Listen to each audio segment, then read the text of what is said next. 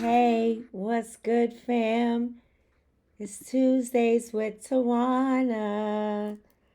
How is everyone on this Tuesday? I am so grateful to be here and to be in your presence. It is Tuesday. I am Dr. Tad, your host and your curator. I am honored to be a part of this community where we build community one episode at a time. We chop it up, we talk about everything from relationships to community to joy to harrowing experiences to politics to individual stories. And this month we are focused on domestic violence awareness or intimate partner awareness. What is good, Angela? You are so supportive and I love you, dear. Thank you so much. I miss being in your presence. I miss Stomp Out Breast Cancer. I miss the events we used to put on together. So, yeah. So, as we are talking about very quickly about breast cancer, because I got to drop this nugget before we talk about domestic violence awareness. Just a reminder, it is Breast Cancer Awareness Month as well. And Breast Cancer Awareness Month, we talk about bringing awareness to this heinous disease.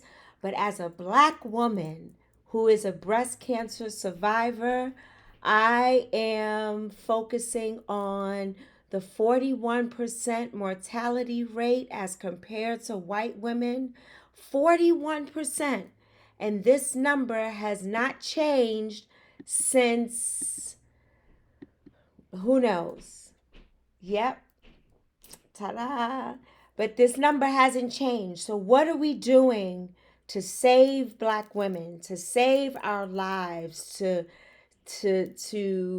uh, positively impact this uh, disease where numbers are decreasing with diagnosis and getting access to women and men, um, because there are so many different layers as to why uh, people do not have access.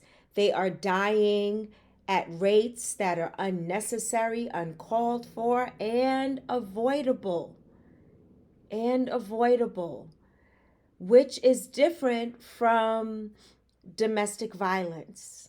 Um, so if you're joining us for the first time, say hello in the chat. I will shout you out. If you have any comments or anything that you want to say, I will insert your voice into this narrative. Um, hey, Karen. That's my sister from New York. Yes. Yes, yes, yes. Good to see you. Good afternoon to you too, and blessings. So, first things first, as always, as we talk about domestic violence, um, just a few things to highlight. If you are in danger, you always call 911 first. If you are in a situation where you are looking for support and help and guidance and you want to know about a safety plan and things of that nature, you can call the domestic violence hotline at 1-800-799-7233 or 799 SAFE to help you remember that number. And if you are having any type of suicidal thoughts, you're just tired, you can dial these three numbers 988 to get the help that you need. So let's get it popping. Let's get it popping. Before we talk about domestic violence, the formal uh, term domestic violence or intimate partner violence awareness, I gotta talk about some things that are going on in society because, as we know, the mid year elections are here, and there are groups that are focusing on women's bodies and our choices and our right to choose, and they're trying to take that away from us. We have people running who I don't understand how in the world they even got on to the ballot. I don't get it. Y'all help me to understand because I don't get it. Good afternoon, sister. Good afternoon. We're just chopping it up right now before we get into domestic violence awareness and intimate partner violence awareness part two. Oh, my buddy is on. Good afternoon. Good afternoon, Bobby. Always good to see you. Always good to have you in the place. Yeah. So listen, I'm struggling because we're in the midst of midterm elections, and as a breast cancer survivor, many things that the doctors have said to me was, you know I'm giving you all of these options. Do you want chemo? Do you not want chemo? What type of chemo? This chemo does this. This does that. Immunotherapy. Holistic. And it was my choice. My doctors gave me the information that they knew, and it was my choice to say I opt to take chemotherapy, um, to do the very best to save my life, right? And so let us not think or let us not believe that because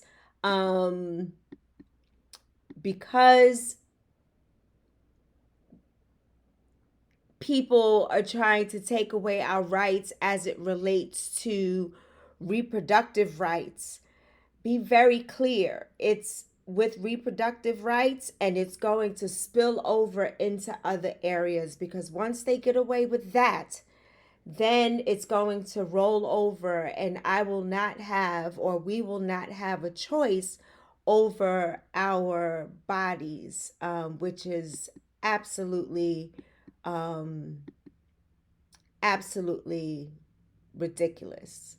Um, oh, Tanisha, yes, your look is coming soon. So, Angela, oh, and how often you want the treatment. Absolutely. So, all of these are choices. These are choices that we make, right? So, I just encourage you to choose if you can and if you are able, because there's a lot of voter suppression out there, and people who are either not allowed to vote, or they want ID and they don't have ID, and just a lot of ways to stop us to vote. But do your best. If your beliefs and you are registered to vote, go out and vote and stop this heinous behavior, because I mentioned choices, right? So here we have a choice. Um, Hey, Darlene, good to see you. You are so precious in my mind and my soul. Your words pierce right through my soul. I am inspired by your strength and your passion.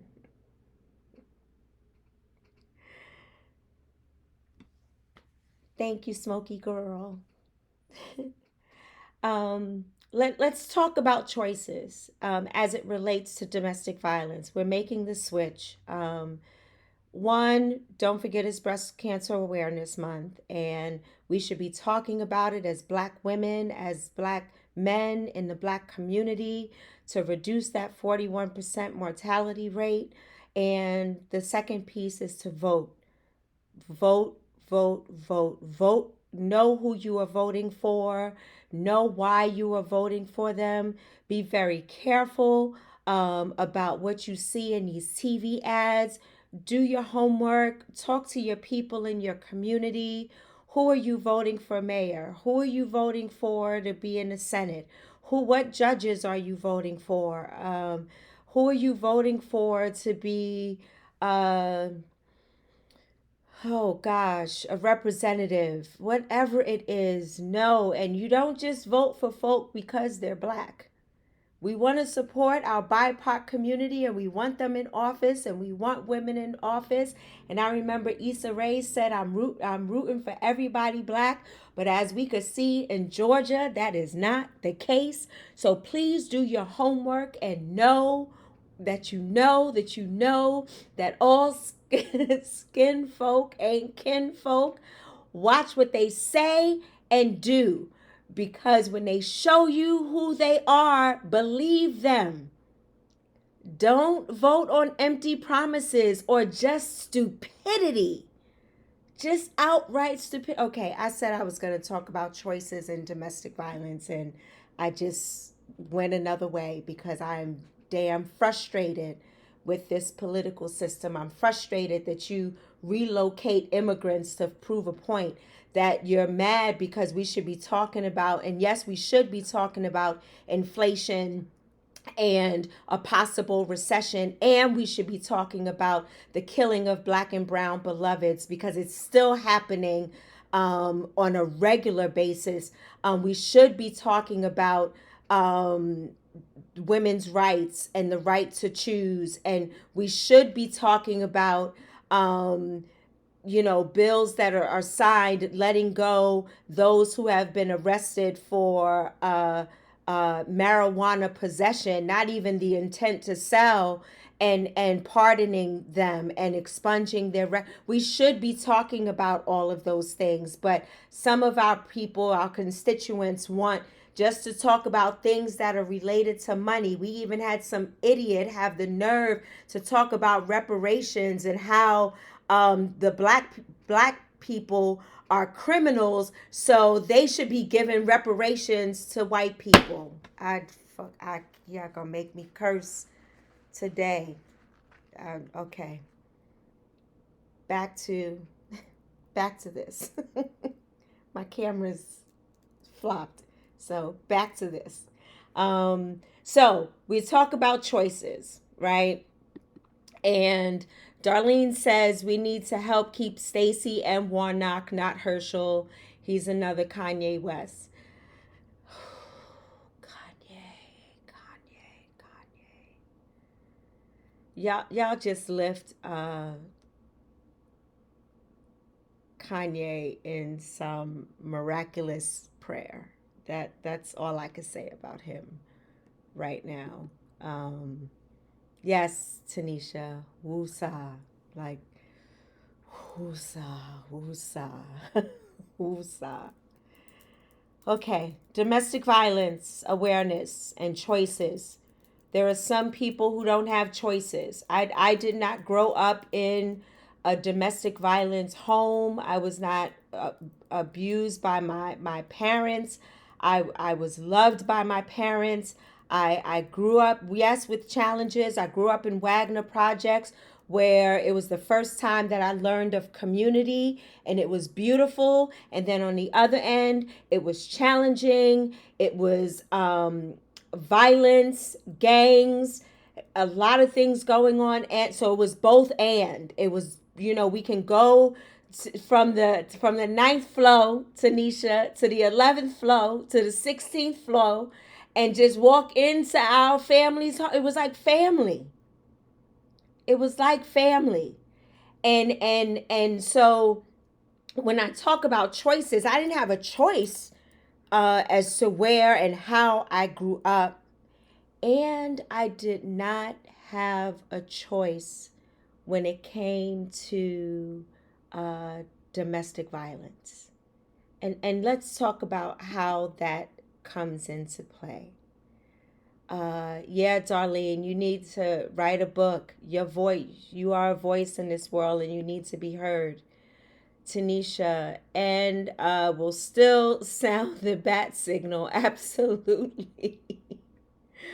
Growing up in the projects was a very special experience and at the same time very challenging, but it's definitely, I'm not defined by where I'm from, or my experiences inform my decisions and inform what I do.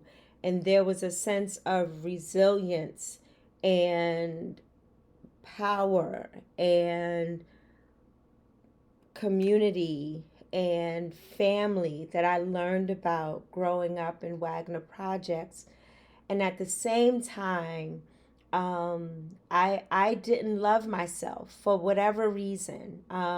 Whether it was hearing the negative voices in my ear about how I'm black, I'm ugly, tar baby, turn off the lights and I can't see you, to my parents telling me that I'm beautiful, I'm brilliant, my skin is divine, I shouldn't be judged by my skin, and showing me and teaching me about people who were from Sojourner Truth to other writers. And I mean, just I had this war going on, this internal battle of defining or trying to define who I am. And when I chose to be in relationship, I did not choose to be in a domestic violence relationship. And that domestic violence relationship just began to emerge. And I started paying attention to what was going on in my world, but I still didn't label it as domestic violence, because we talk about this often on this show, where you got to have the language, you got to be able to name it, you got to be able to name it to address it, face it to fix it. So I got to be able to name domestic violence in order to realize that I am in or was in a domestic violence relationship. But I thought that I was in this relationship that was very loving. I was a woman who liked bad boys, right? But we were building a life together. I was going to go to seminary while he was going to drive a truck, and we had all these hopes and dreams. I actually suffered a miscarriage in the midst of my domestic violence relationship, which was so hard, so hard. And I'm sure it had a lot to do with stress and and the abuse and the abuse. So in the beginning, I was in love, got married. He would call me several times a day, which I thought was cute. I thought it was like, oh, he's thinking of me and this is so special. And so I thought that it was a special moment. Or he would pick me up and take me to work, and I'm thinking, because he don't want me to take the train and he wants me to be comfortable and safe. But all the time it was building up to this power and control. Or if I went somewhere, he would show up, or he would be watching me.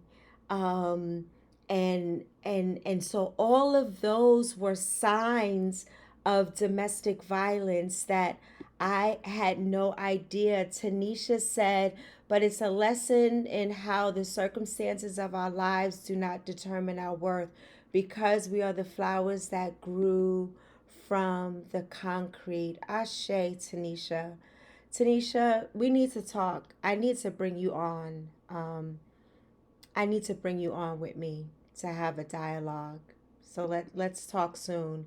Bobby says only a fool would say, oh, that to you because you're a beautiful sister to me always.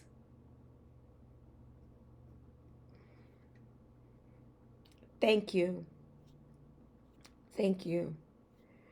Um, and these were things, you know, Bobby, because I didn't know that for myself.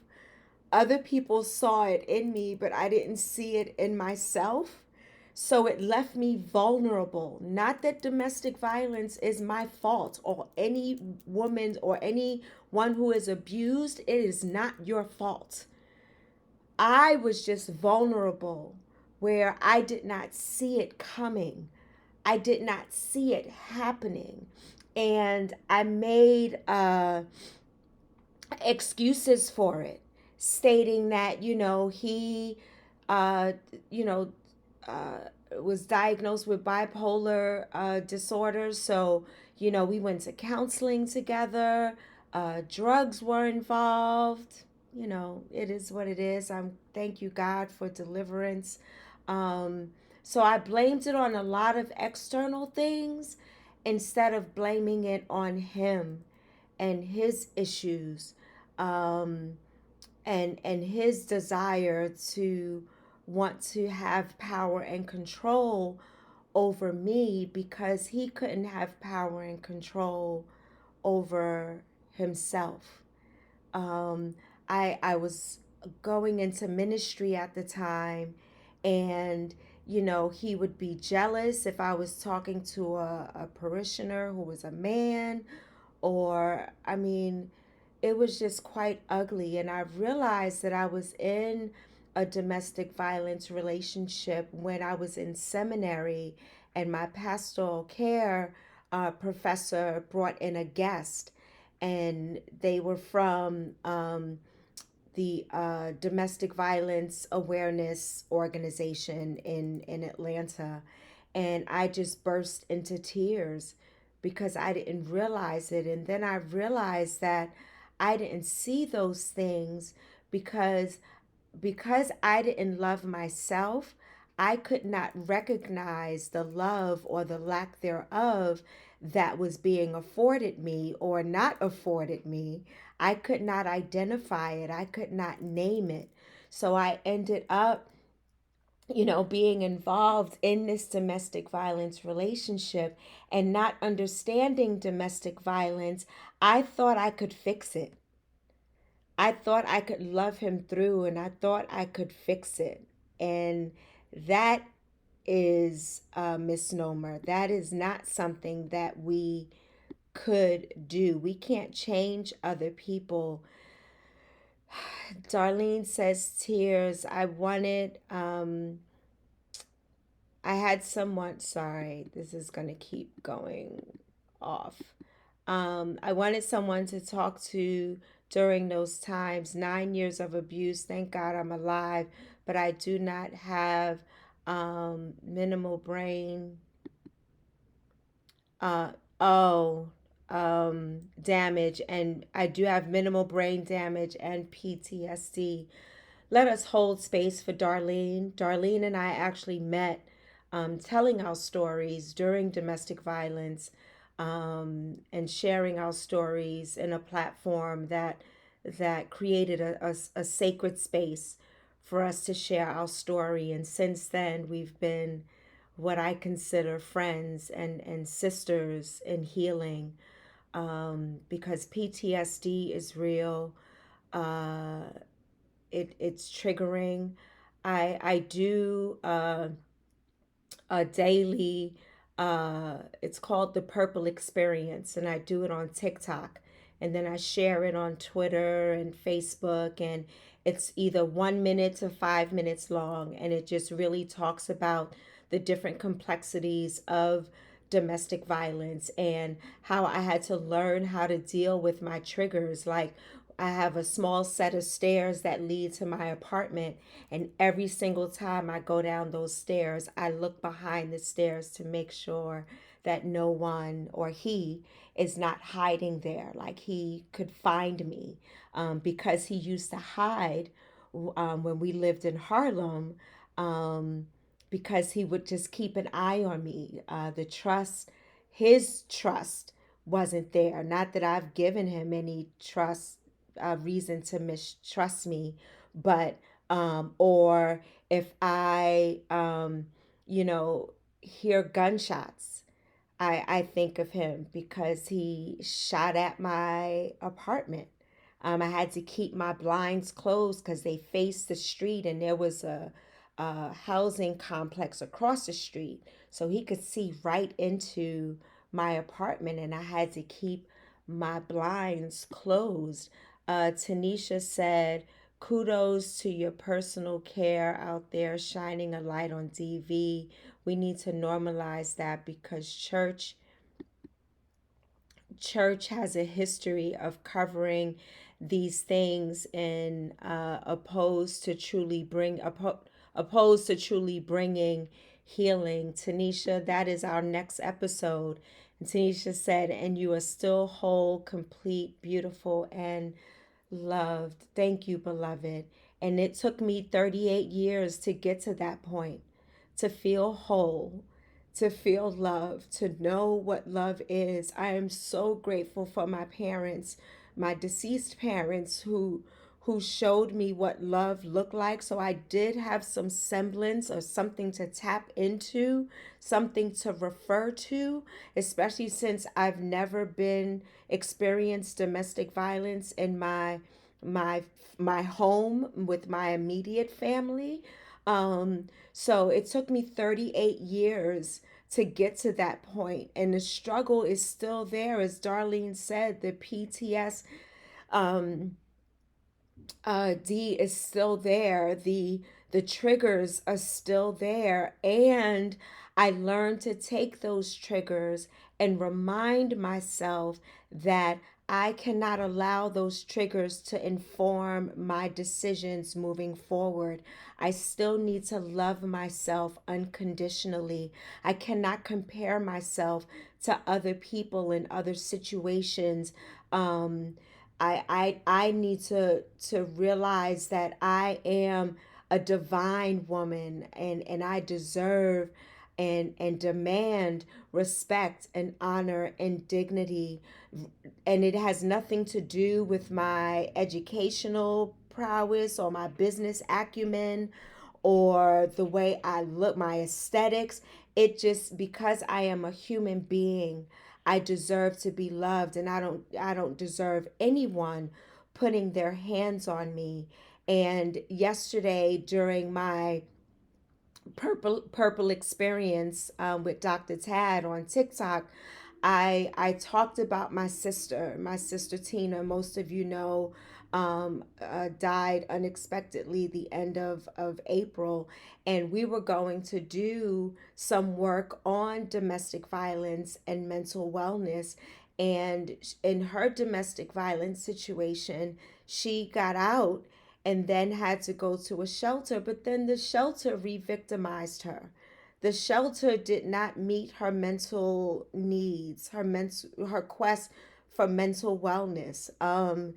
When I left and I ended my domestic violence relationship by pressing charges, and he went to jail and so on and so forth, my beginning wasn't as challenging as hers, but then I was further victimized by the court system and the police. And so domestic violence is such a complex, dynamic experience, and it's not like one single solution. There are solutions and options and choices that we make on how we're going to get out. Where are we going to go? Where is my community? Building my community that's going to speak life and show me love and not ask me stupid ass questions like, why are you there? Why didn't you do what he wanted you to do?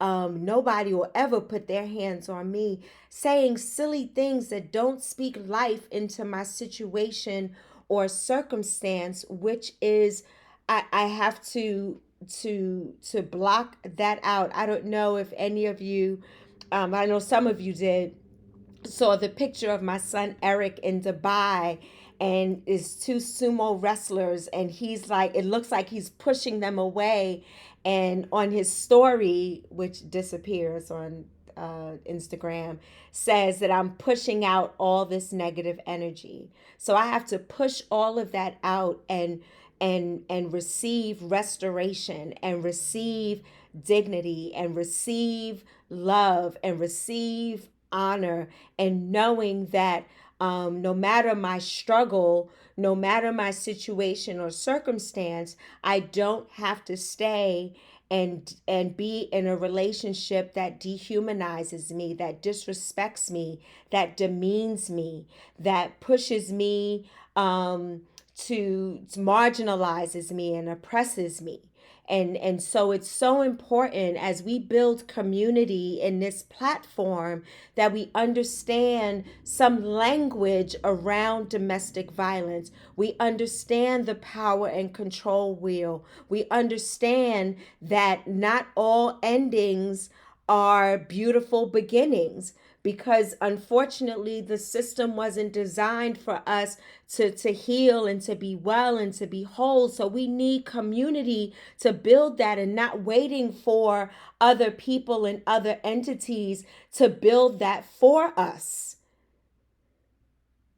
We need to support one another and not judge people who are in domestic violence, or intimate partner violence situations. We need to hold them up. We need to send positive energy. We need to look up resources that says things you can say, things you can do to keep you safe. Because you should never tell anyone just leave, because you may cause their demise. Let's go to the chat before we end, because I see a special person on here, and I'm going to get to him in a minute. Shantae said the triggers are definitely real, just loud knocks on my door or loud bumps uh, that have me uneasy and jumpy, because I feel that instead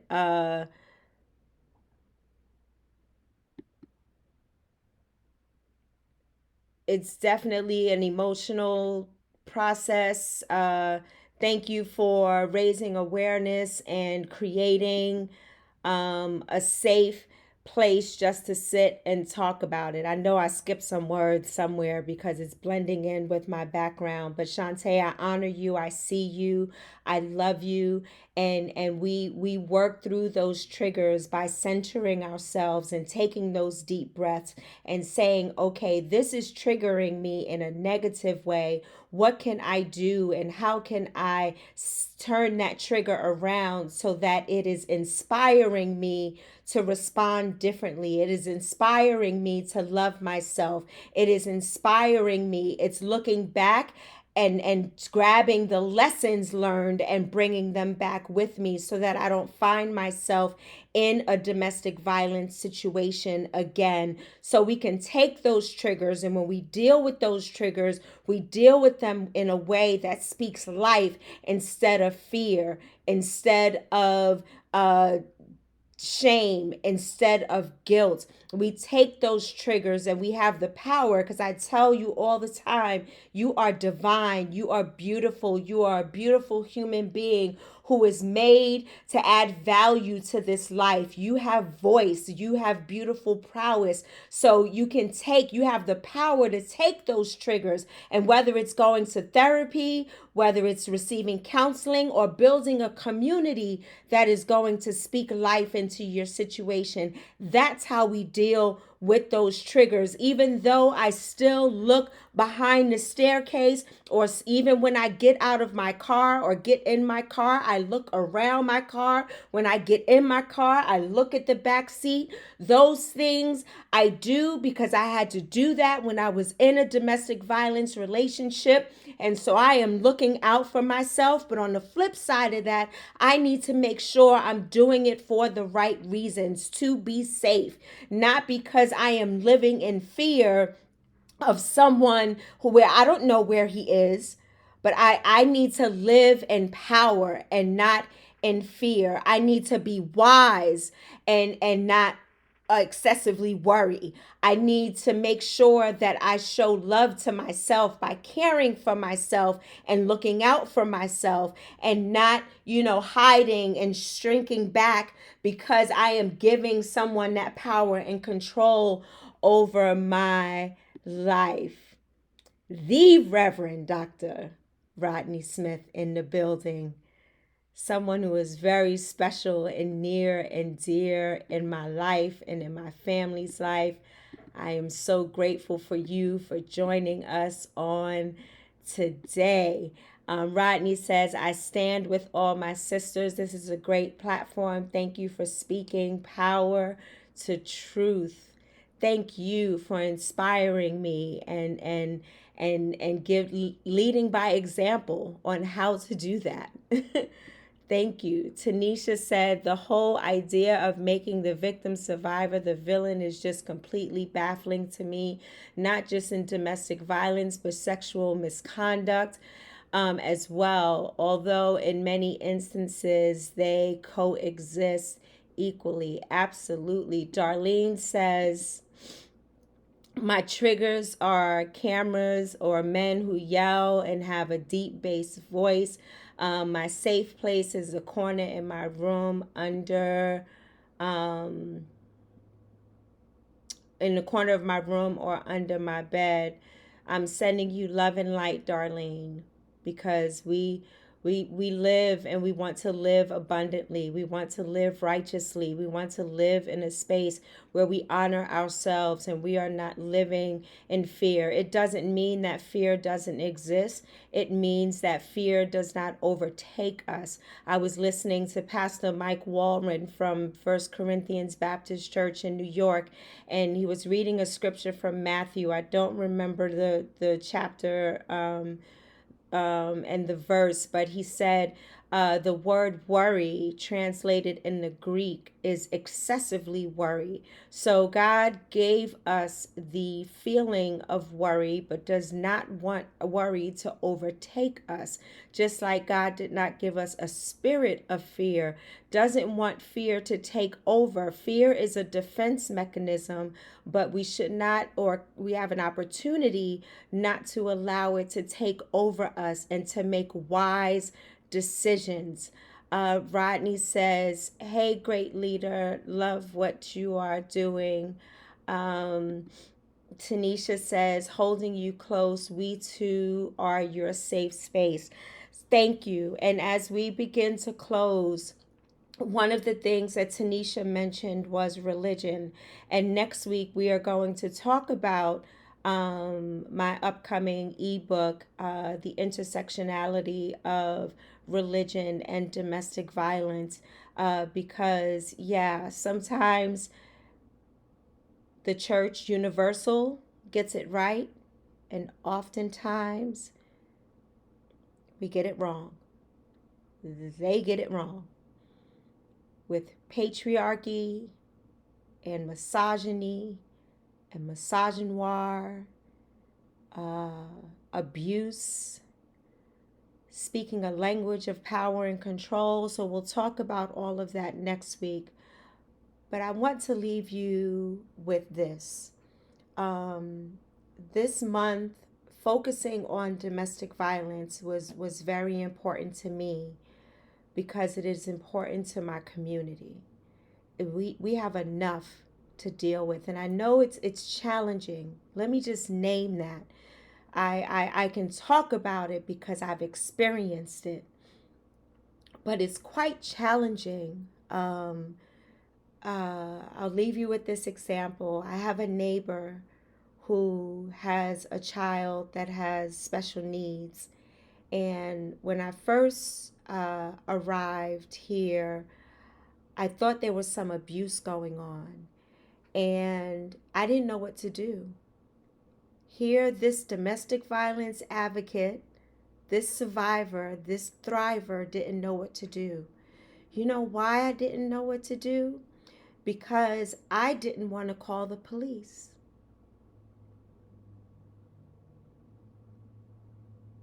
because I couldn't, in that moment, couldn't trust the police to do the right thing. Whatever the right thing was in that moment, whether it's, de-escalate, whether it's arrest the person, whether it's separate, whatever they do, whatever the rules are, I could not call the police, and it scared me.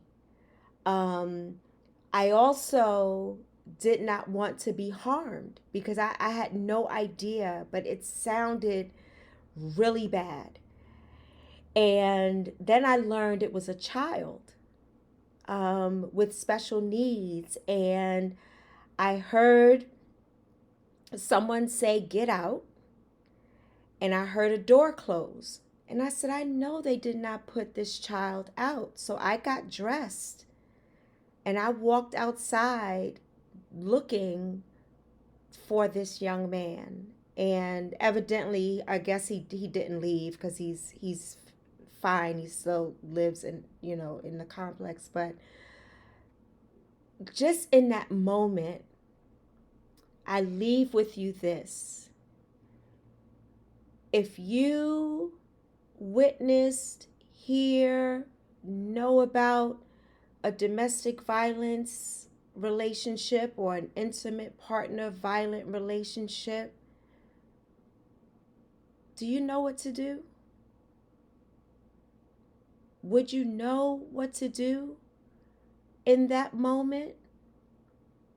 And it may not be the same answer for every situation and circumstance, but overall, would you know what to do? Y'all be safe. Love yourself. Love your community. And let's bring community together to end the silence, because the silence doesn't end the violence. We got to speak up and speak out to diminish or even dismantle or disrupt the guilt and the shame. And we need to call people out or in. I know that Black and brown brothers are incarcerated disproportionately. I get all of that. And I also get that domestic violence, Black women are the highest demographic when it comes to domestic violence abuse. We are the highest demographic in the mortality rate with breast cancer. This has got to stop. It's got to stop. We got to come together and honor our Black women, our Black men, our BIPOC community. We've got to come together to put an end to the silence so that we can end the violence. This is Dr. Tad with Tuesdays with Tawana. I honor you. I see you. I love you. Be safe. Love yourself, because then you will attract that love. That's how God is. God is this energy that just attracts beauty and love and dignity and grace and mercy and provision and protection and patience and hope and dreams. So we want to attract all of that and repel all that does not give us life. I love y'all dearly. Thank you for engaging in the chat. I know I missed a few, but I gotta go because I'm heading out. Got some things to do, make some moves. So I love you to the moon and beyond. I love you. And Regina said, don't forget about your teens and your children and talk about domestic violence. And you can only talk about what you know. You don't have to experience it, but you can pull up the series with healingthehealers.org. New York Theological Seminary has an amazing resource that you can use. You can go on to hotline.org to get some resources and sit down and talk with your family about domestic violence. And let's remove the guilt and shame so that we can live and live more abundantly. I love you to the moon and beyond, and I will see you next week when we talk about the intersectionality of domestic violence and religion. Thank you for joining. I'm out.